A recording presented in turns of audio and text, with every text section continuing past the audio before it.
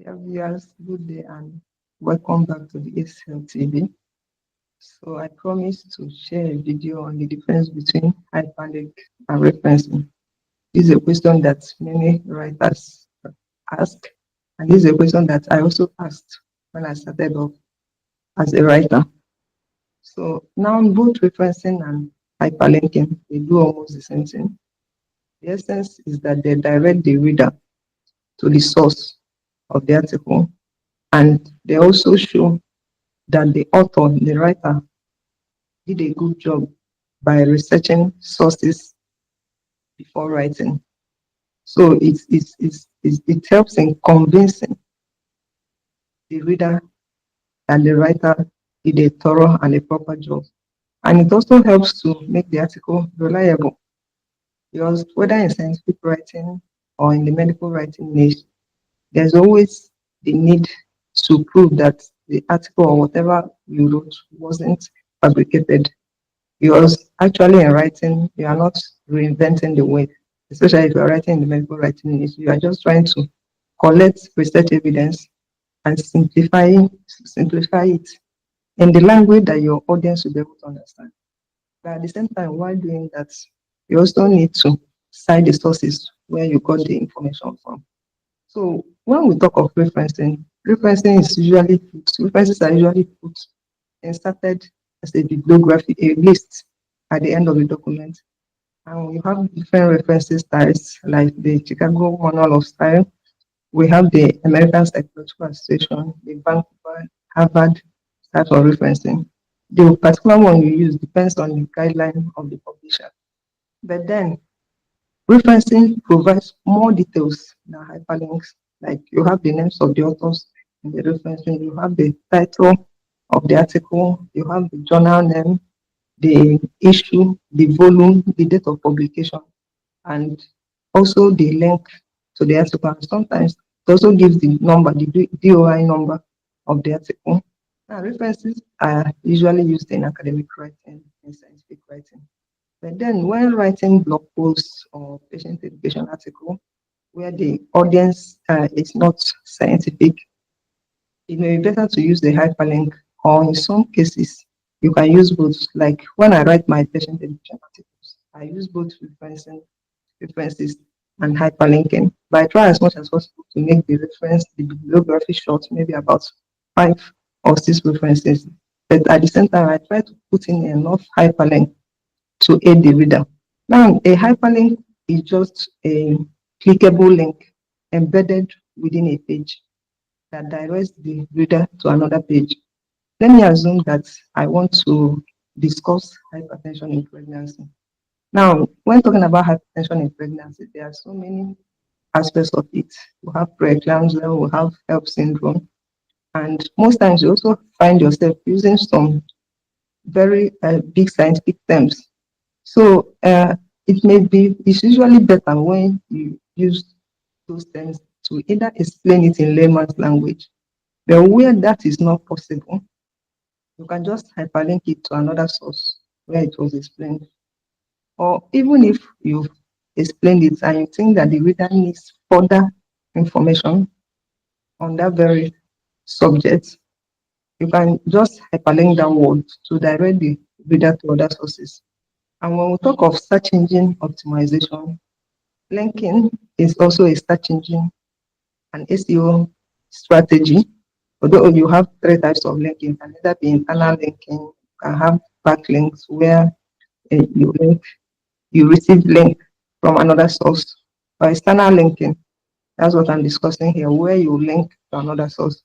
And it's always advisable to link to high profile sources because they help to boost the SEO of your own website and of your own pages. So the hyperlink is usually when you read papers and you see some words in other colors. Most times you find it in blue color and you click that word.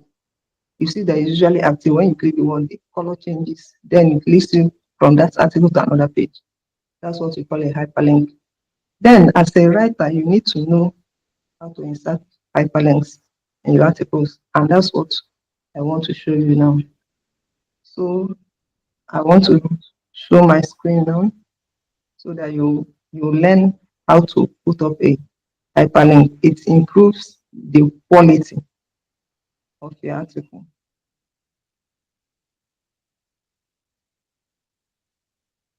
Okay, so assuming that I have this document, this is a document that I'm working on, and a patient education article.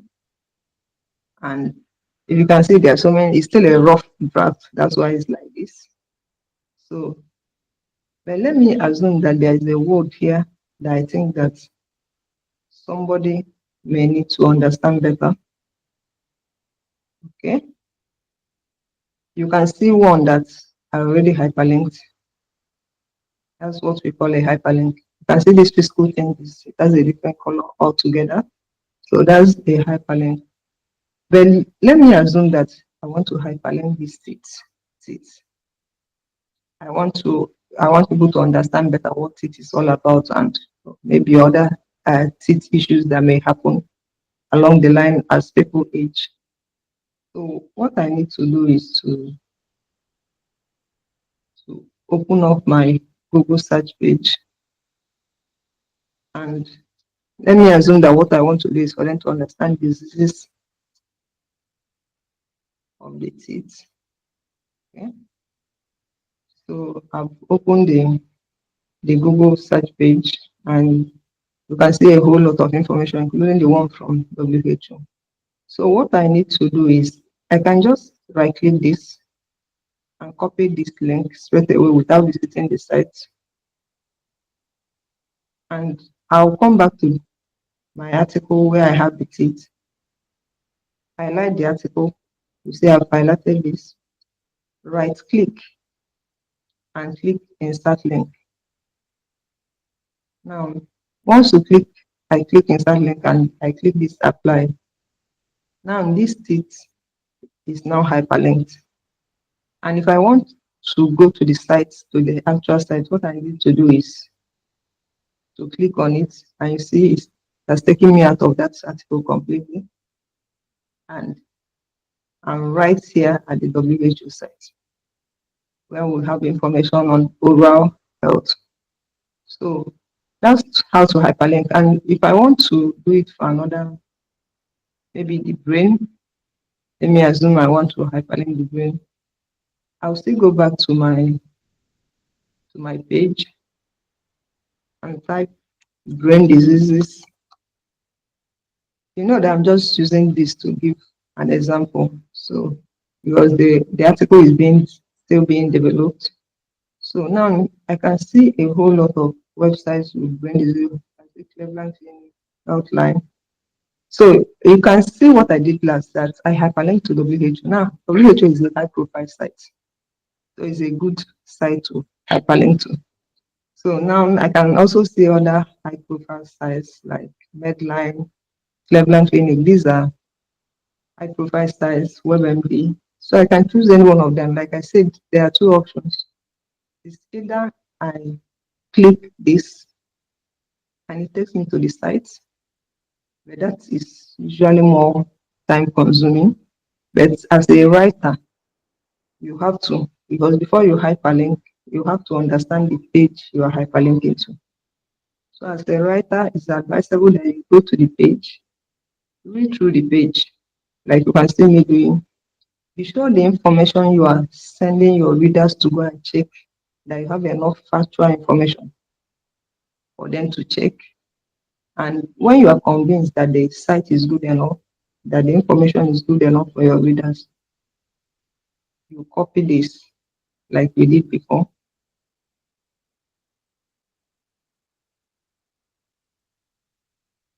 Copy this like we did before.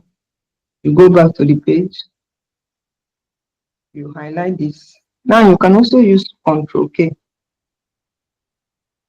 Instead of right clicking, you can use Control K. Then you paste it, apply.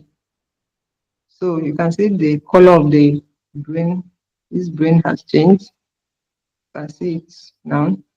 So now if I'm a reader and I get to this extent in this article and I think looking at the hyperlink, I feel that I need to know more about that. What I need to do is just to click this, and it takes me to that WebMD site. So as a writer, you are helping your readers to know more, to get the full information about whatever you are writing by hyperlinking. But remember what I said, that hyperlinks, remember I mentioned that hyperlinks are usually used for patient education articles or blogs, like this is a patient education article. And they may not be necessary in a scientific article. You're in a scientific article, it's always good to see the bibliography. And I just want to show you an example of what a, a reference list may look like. This is also a reference list that is being developed. This is the bibliography for it. So now what we have here is referencing. That's what we have here. So this is a reference list that is being developed, and you can see it's in Vancouver fashion. This is a Vancouver style of referencing.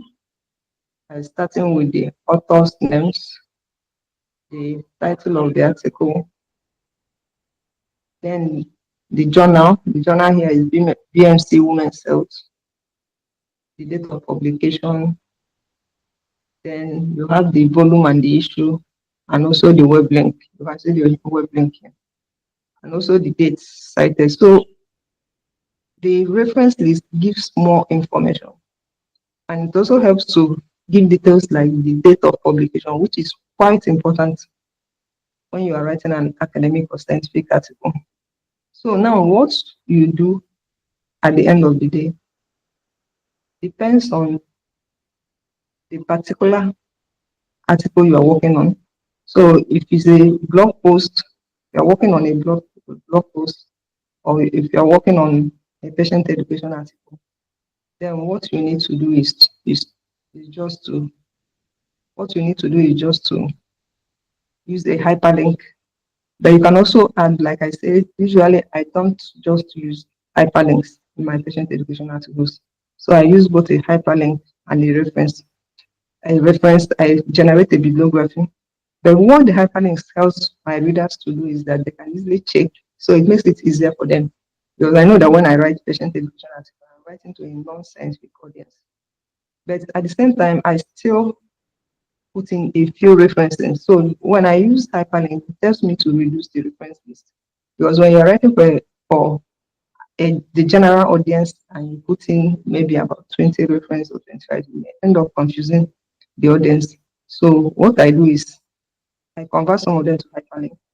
Then the most important ones, especially from PubMed or high-profile articles that I think that the readers need to get the details. Those ones, I try as much as possible to put them on the reference list. But at the same time, you can also write a patient education article completely without using the reference list. You can just hyperlink, and you can mix both of them, like I just said. But then when you are writing a scientific article, an academic article, you must have a reference list. You must have a reference list. So depending on the information and the audience that you want to write for, you can use either. But the most important thing is that whenever you are writing, know that you have to make reference to the sources. You have to inform your readers where you got the information from. This increases their confidence. This makes your work more convincing, and of course, makes it more reliable. So if you have found this useful, try and subscribe to this channel, like, share, comment, and come back for more, because over time we'll still have more videos on medical writing as well as factual health information to guide you in living a healthy life. So till I see you again, continue living, continue breathing, continue exploring life, and live best life to the best of your ability.